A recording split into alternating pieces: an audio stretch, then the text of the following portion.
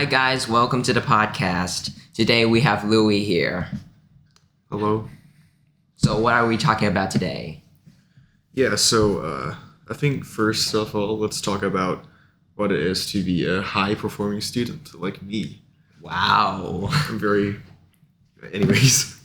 Bet a lot of people are really interested in the topic. Mm-hmm.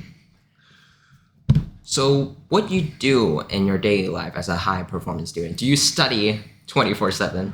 Well, no, not really. Well, I study when there is a need to.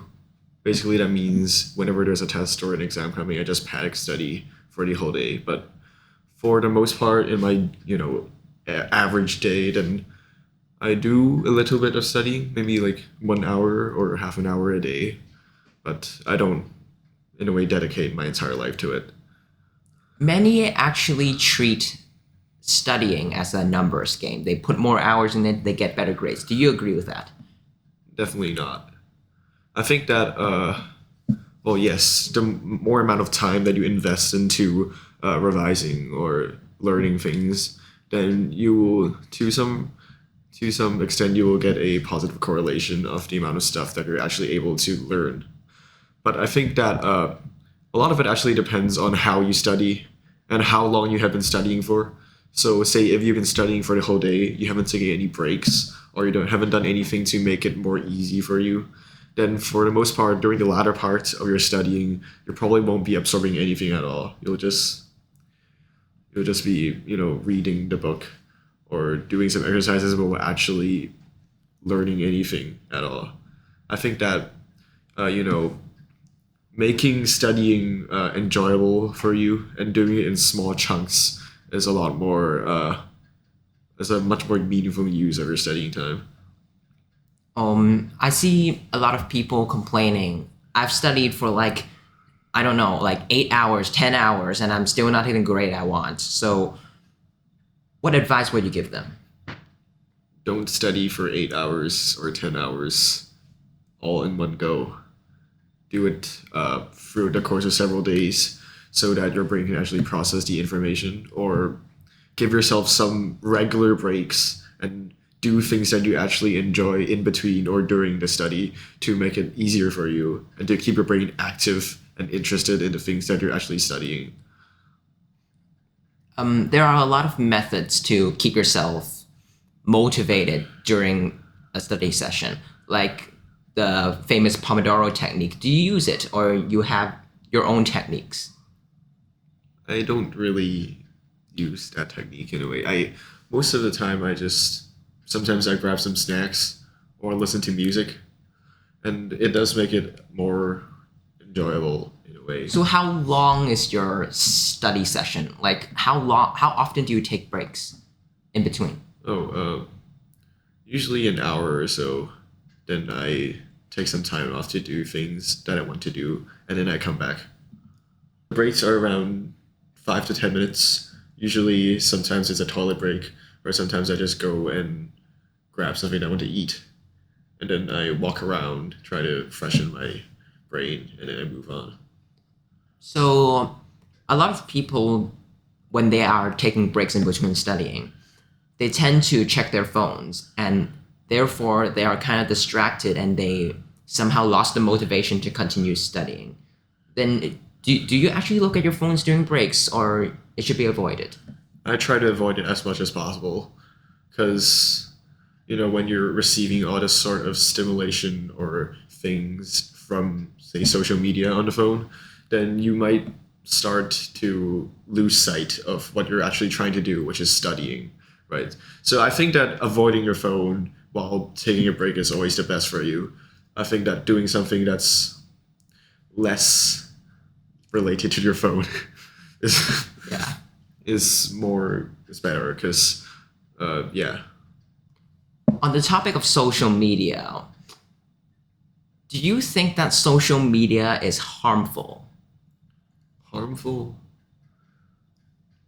It really depends on how you take in the information that social media presents you with, because on social media, people often want attention and they do things that will garner them attention, although it's not always in a good way, like trolling, something like Yeah. that. And I think that it's always good to remember that these things that people do probably don't correspond with their actual views or their actual how they are as a person offline, right? So I think that's best to not take anything on social media too seriously.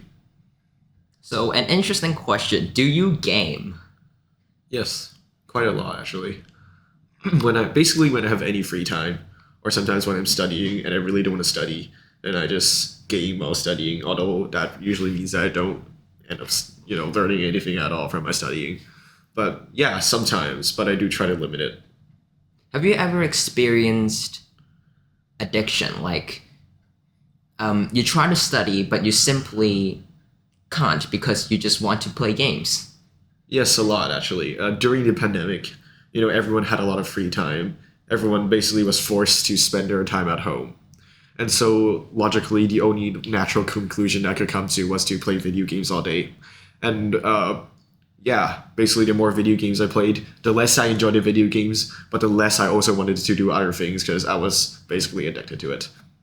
And that also includes studying. So even though I had to study, there was a necessity to study. I would just play my games all day, even though I didn't actually enjoy it that much. So, how do you actually force yourself to study even you just simply can't? You don't want to. Your body is telling you don't study, but the test is literally tomorrow. So, how you deal with these situations? Usually, at some point, At some point. at some point when I'm playing the games and maybe the sun has already started to set or something, then my body's panic response would kick in. It's like, oh no, wait, there's a test tomorrow. I have to go study. And then I just go and I just study the hell out of those few hours that I actually have left. Or sometimes, in some situations, my parents will remind me. Or yeah, but I think if I was put into that situation now, and I was gaming, right? I would probably try to set an alarm or remind myself that there is a test tomorrow and I should probably take some time to study that in a more healthy way other than just panicking. You mentioned your parents. It's actually really interesting because my parents don't really push me that much. Do yours push? Yeah, quite a bit. I mean, yeah, ever since primary school, they've been that the way my parents used to try to get me to study was in a way that was sort of like trying to coerce a child into studying. So it was not very effective, but it Really worked. relatable. Yeah. So basically, when I was younger and I had no self control and I had no idea of the importance of actually studying and self discipline and things like that, it was necessary because I really couldn't control myself. But as I grow up and I try to take my time to use my own methods and schedules to study, but my parents are still using these sort of old ways to coerce me to study. And they sort of clash because I don't think that their method of making me to revise is actually that effective. But they're my parents and I can't really object to whatever they want me to do. So yeah, it causes some inefficiencies.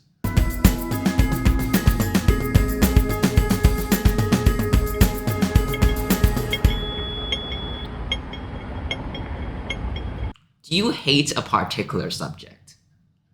Oh, well, yes, very much.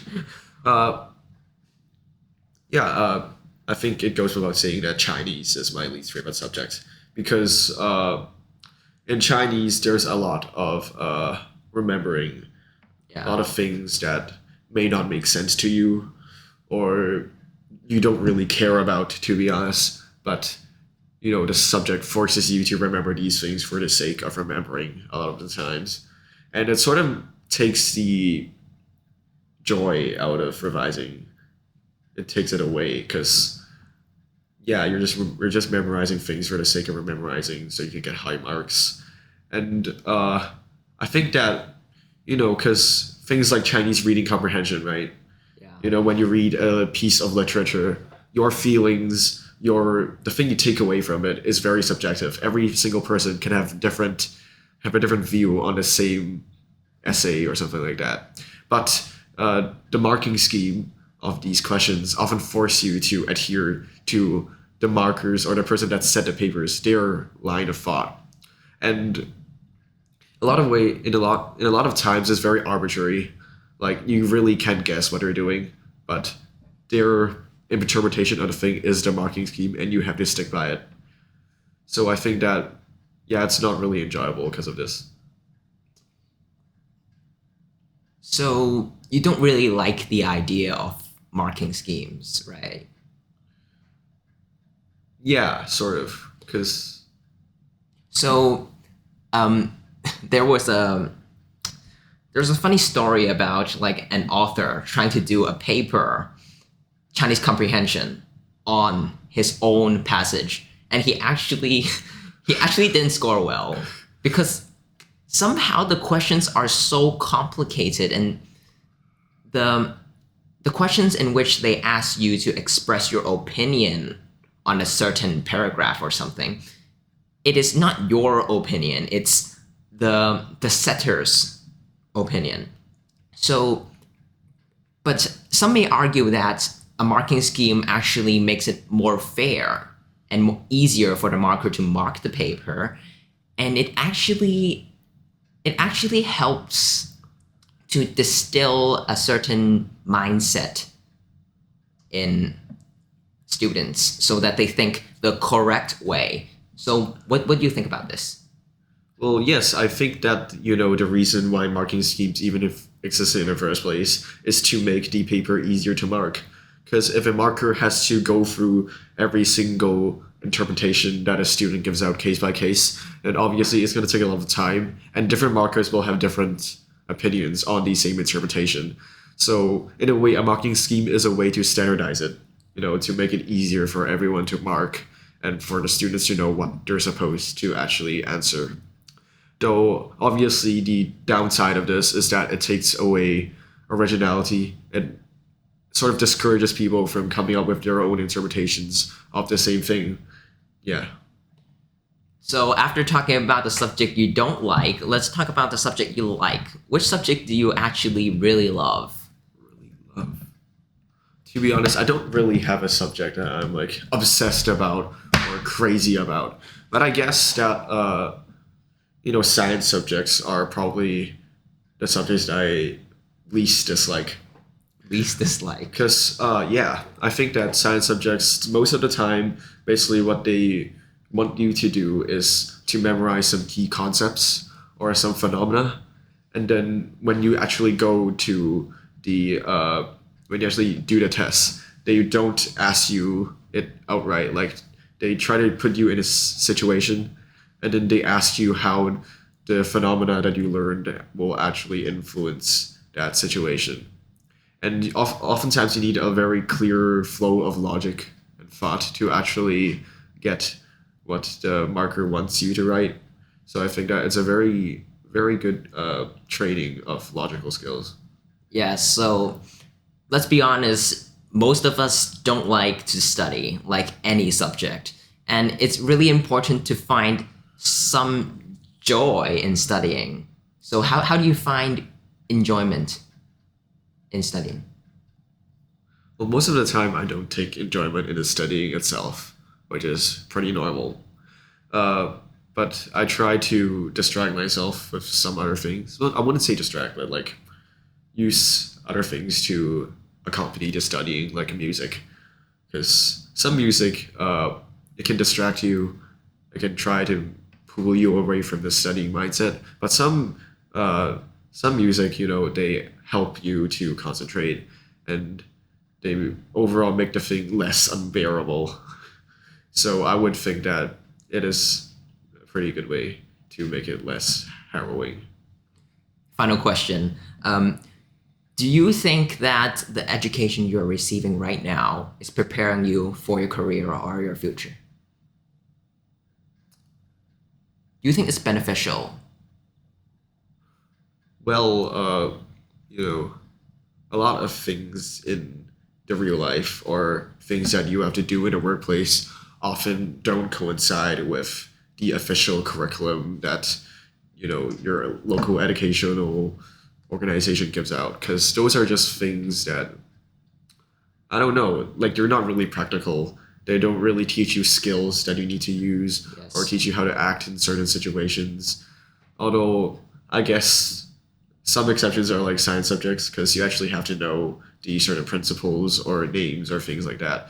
But in terms of language subjects, Chinese or English, they don't really affect your actual real life Yes, experience. you actually just you need the basic skills of communication, but you don't need to learn advanced vocabulary just to communicate with others. Exactly. Yeah, you don't need sine, cosine, tangents to just go buy some stuff in the market Yeah. or read the signs. It's just how would I say this? Like it's just not really practical, actually, as you said. Yeah, it's the thing that you learn inside some subjects really don't translate well into real life.